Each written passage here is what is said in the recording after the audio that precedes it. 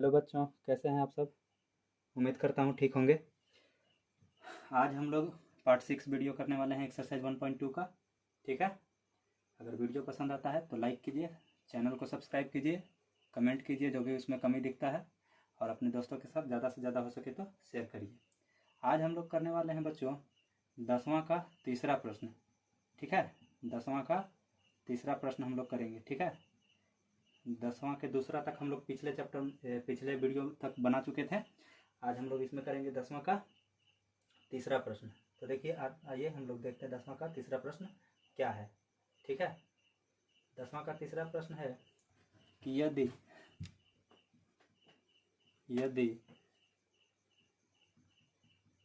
HCF, देखिए बच्चों प्रश्न हम लिख लिए, यदि HCF 18,504 है ना, 18,504 18 यानी कि 18 और 504 का HCF कितना है, 18 है, तो LCM निकालना है 18 और 504 का। तो देखिए हम लोग पिछले वीडियो में भी पढ़ रहे थे, तो उसमें भी हम लोग कैसे बना रहे थे, तो उसमें भी बना रहे थे कि हम लोग क्या कर रहे थे, पहले मान लिख रहे थे, जो दिया हुआ रह रहा था वो मान लिख ले रहे थे। तो यहाँ पे दिया हुआ है, क्या दिया हुआ है, तो सबसे पहले देखिए HCF दिया हुआ है। HCF का मान कितना दिया है, 18। ए का मान कितना दिया हुआ है, 18, और बी का मान कितना दिया हुआ है, 504। तो हम लोग को निकालना क्या है, LCM। तो LCM बराबर सूत्र आप लोग को बताए थे, ए गुना बी बटा में क्या, HCF। ठीक है, अब देखिए ए का मान कितना है, 18, बी का मान कितना है बच्चों, 504, और HCF का मान कितना है, 18। 18 से ये 18 कैंसिल हो जाएगा एक बार में। ठीक है, तो LCM का मान कितना आ गया बच्चों, आ गया 504। ठीक है, यही हो जाएगा आंसर। अब आते हैं हम लोग क्वेश्चन नंबर 10वां का चौथा पे।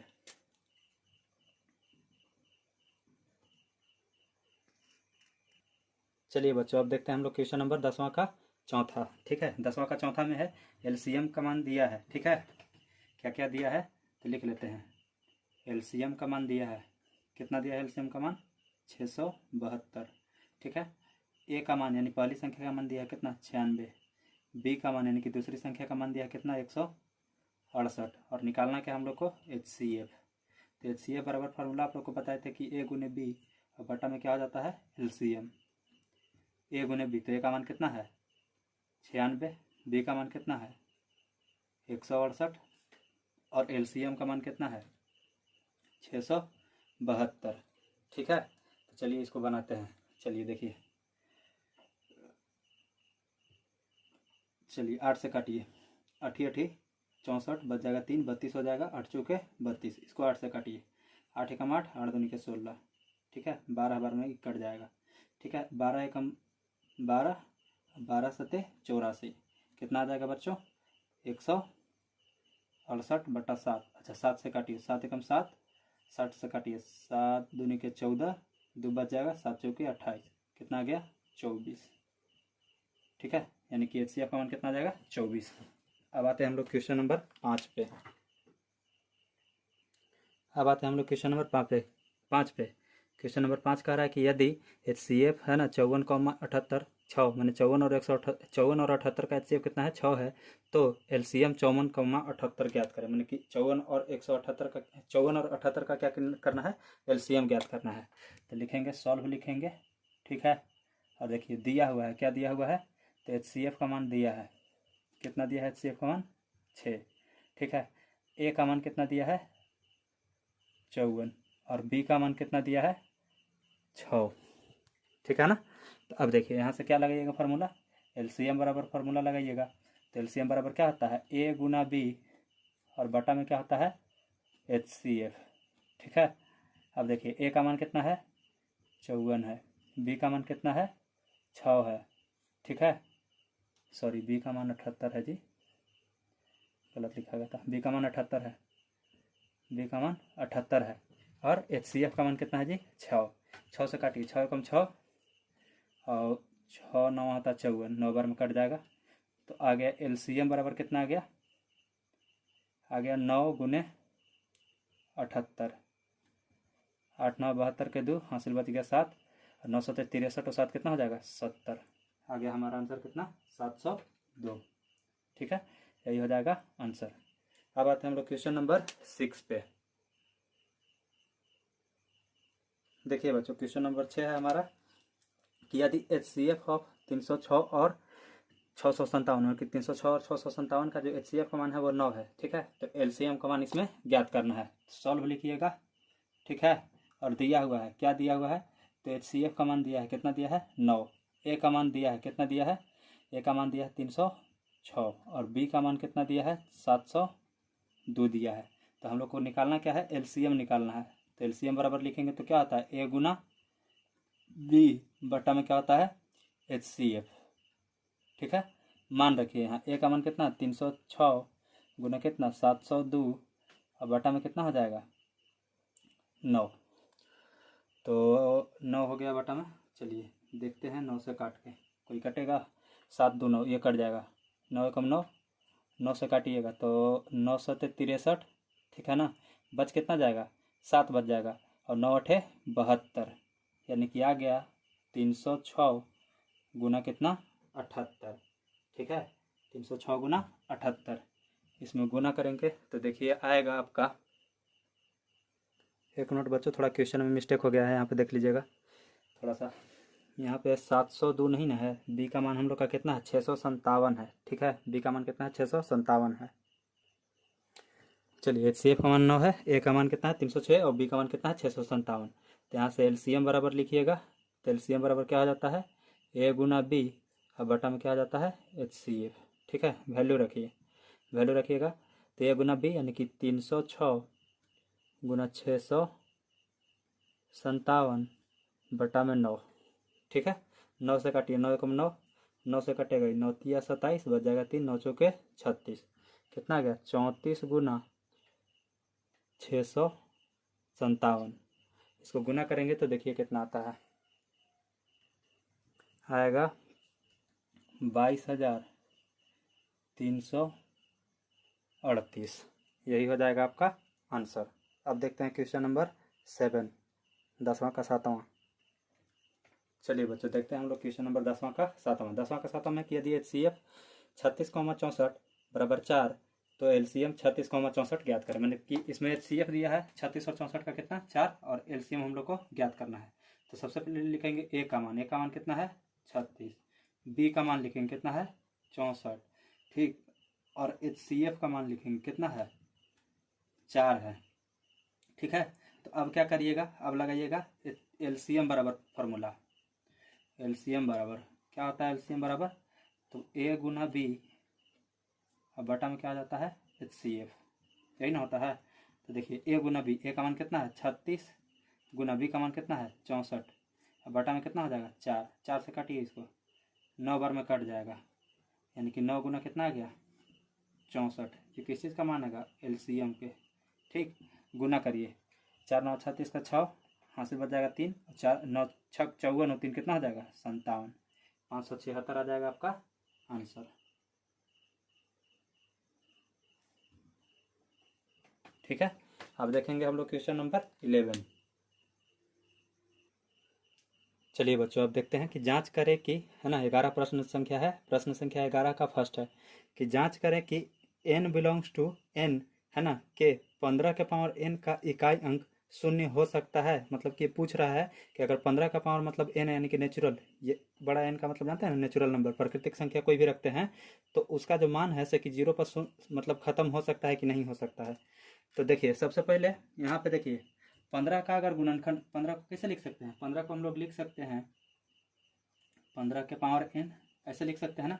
अब 15 के पावर n को कितना लिख सकते हैं, 3 गुने 5 के पावर n लिख सकते हैं, 3 गुने 5 के पावर n लिख सकते हैं। अब 3 गुने 5 के पावर n लिखेंगे तो यहाँ पे देखिएगा हम लोग पहले पढ़ चुके हैं, हम लोग पहले पढ़ चुके हैं कि किसी भी संख्या का इकाई अंक शून्य मतलब कि 0 तभी होगा जब उसका गुणनखंड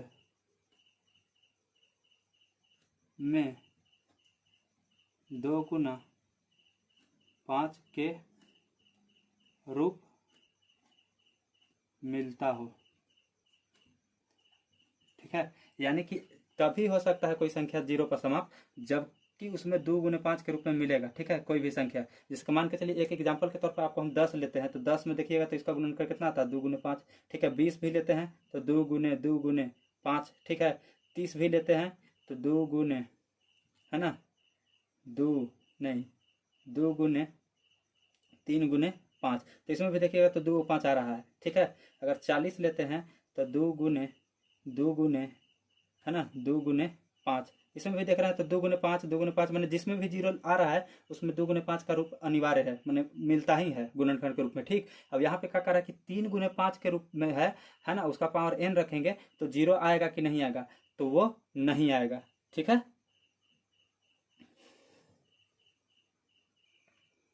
इस प्रकार हम कह सकते हैं कि 3 गुने 5, है ना, के पावर n या 15 के पावर n, है ना, का इकाई अंक 0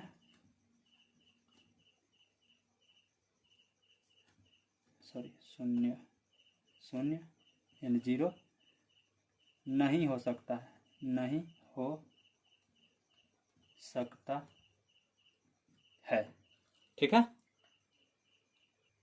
अब आते हैं हम लोग क्वेश्चन नंबर 11 का दूसरा पे। 11 का दूसरा में है कि जांच करें कि क्या किसी प्रकृत संख्या n के लिए 24 के पावर n का इकाई अंक 5 हो सकता है। मतलब कि कहने का मतलब है कि अगर 24 के पावर हम 1 2 3 4 5 6 कुछ भी रखते हैं, ठीक है ना, तो उसका जो मान है ना, प्राकृतिक संख्या थोड़ी, हाँ, प्राकृतिक संख्या में से कोई भी, जैसे प्राकृतिक संख्या कितना शुरू होता है 1 से, ठीक है ना, अनंत तक होता है, गिनती का सारे संख्या प्राकृतिक संख्या कहलाता है।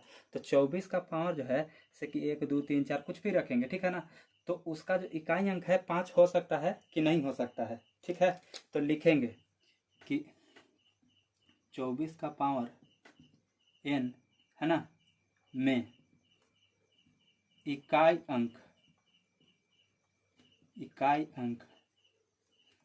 4 है, इकाई अंक 4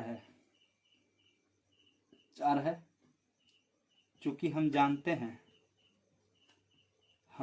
हैं कि किसी भी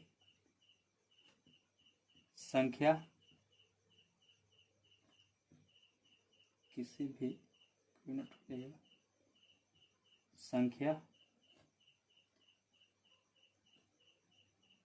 या 24 का पावर n में इकाई अंक में 5, इकाई अंक में 5 तभी आता है जब उस संख्या का इकाई अंक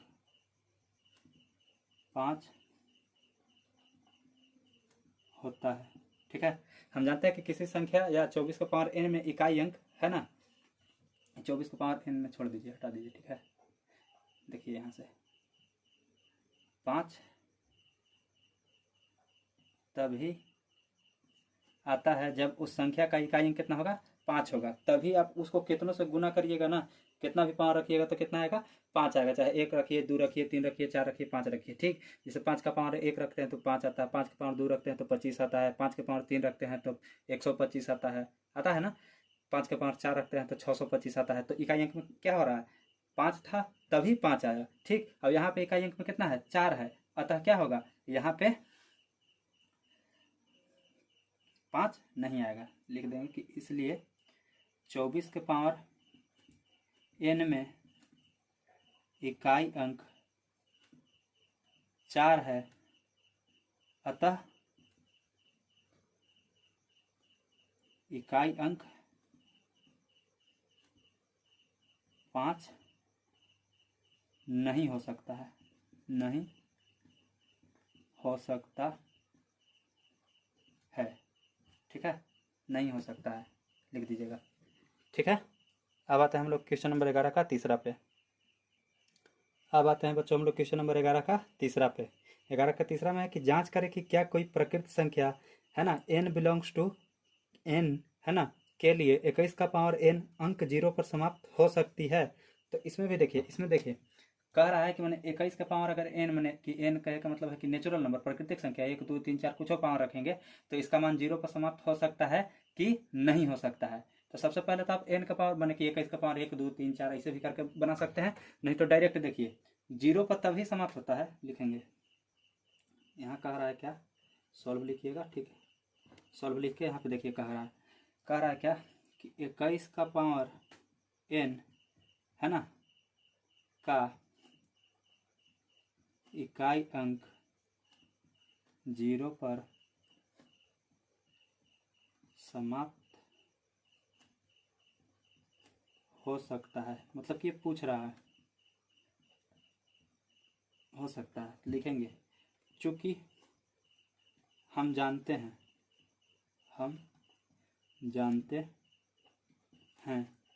कि किसी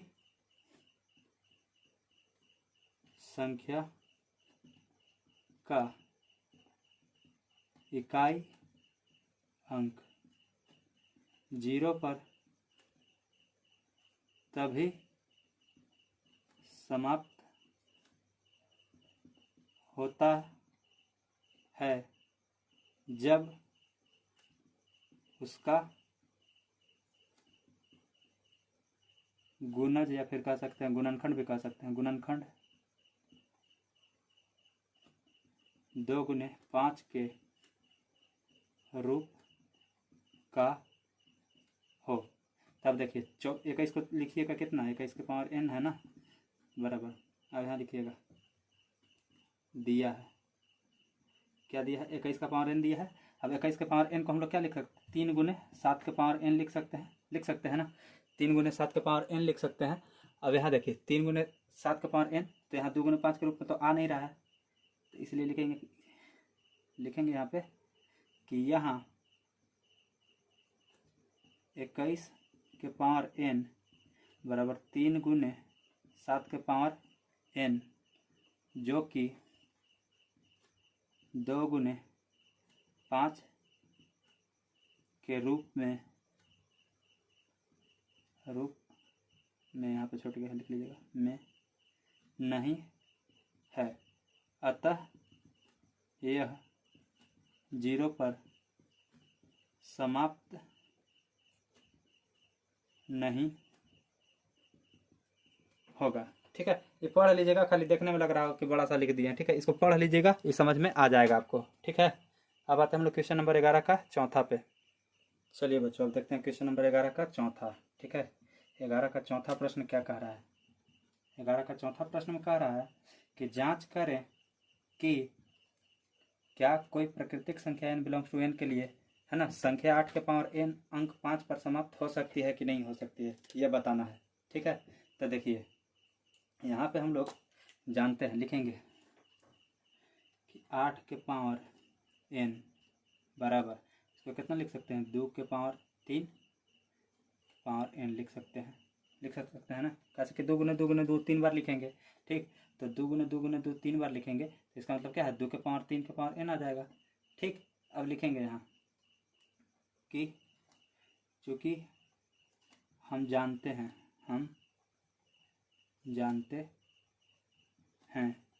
कि इकाई अंक 5 उसी संख्या का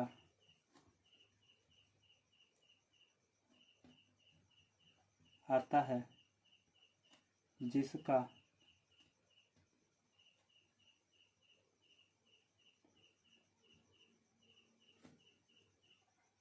इकाई अंक 5 होता है। यानी कि कोई भी संख्या जिसका इकाई अंक में 5 होगा ना, उसी के पावर 1 2 3 4 5 6 7 8 9 10 कुछ भी करिएगा तो 5 आएगा। ठीक, अदरवाइज कोई भी और संख्या रहेगा तो उसका नहीं आएगा। ठीक, तो लिख देंगे कि इसलिए 2 के पावर 3 के पावर n का इकाई अंक 5 पर समाप्त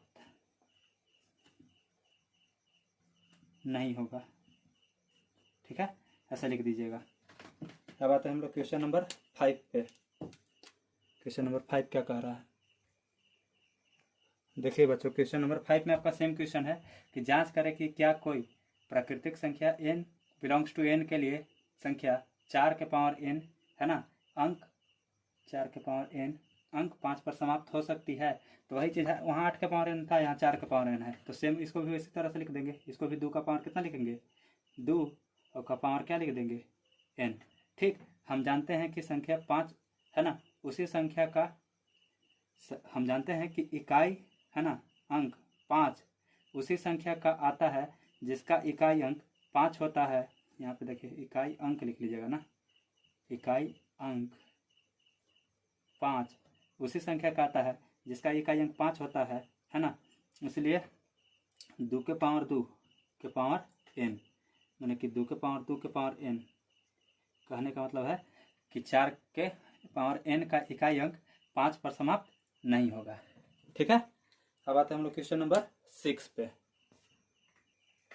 यहाँ देखिए क्वेश्चन नंबर 6 है आपका कि जांच करें, क्वेश्चन नंबर 6 है आपका कि जांच करें कि क्या कोई प्राकृतिक संख्या n बिलोंग्स टू n के लिए है ना संख्या 7 के पावर n है ना n अंक 5 पर समाप्त हो सकती है। तो देखिए 7 के पावर n है ना, 7 के पावर n को भी 7 के पावर n ही लिख सकते हैं। हम जानते हैं कि इकाई अंक 5 उसी संख्या का आता है जिसका इकाई अंक 5 होता है ना, यानी 7 के पावर n का इकाई अंक 5 पर समाप्त नहीं होगा। जैसे कहे का मतलब है कि उसी का इकाई अंक क्या होता है, 5 आता है, जिसका इकाई अंक क्या होता है, 5 आता है। जैसे मान के चलिए ना कि अब 5 के पावर 1 करिएगा कितना आएगा 5, 5 के पावर 2 करिएगा कितना आएगा 25, 5 के पावर 3 करिएगा कितना आएगा 125, 5 के पावर 4 करिएगा कितना आएगा 625। इसी तरह से आगे आते जाता है। तो देखिए 5 है कि ना पावर 1 2 3 4 5 कर रहे हैं तो क्या आ रहा है, इकाई अंक में 5 5 5 आ रहा है। ठीक, अब यहाँ 5 के अलावा कोई भी संख्या होगा ना तो इकाई अंक में 5 नहीं आएगा। हाँ आएगा कब, जब नहीं आएगा जी, नहीं आएगा। 5 के पावर करिएगा ना, इकाई अंक में 5 होना ही चाहिए। ठीक, किसी भी संख्या का अगर हम पावर कर रहे हैं 1 2 3 4 5 6 कुछ कर रहे हैं, कितना पावर कर रहे हैं, उसका इकाई अंक में 5 रहेगा तभी उसका इकाई अंक 5 आएगा, अन्यथा और कोई संख्या रहेगा तो इकाई अंक में 5 नहीं आएगा। ठीक है, इसी के साथ इस वीडियो पार्ट 6 को हम लोग खत्म करते हैं। वीडियो पसंद आता है तो लाइक कीजिए, चैनल को सब्सक्राइब कीजिए और कमेंट बॉक्स में जो भी कुछ त्रुटि रहता है उसको लिख दिया करिए। और मिलते हैं हम लोग नेक्स्ट वीडियो में। ठीक है, अब आगे का क्वेश्चन हम लोग उसी में करेंगे। Thank you for watching.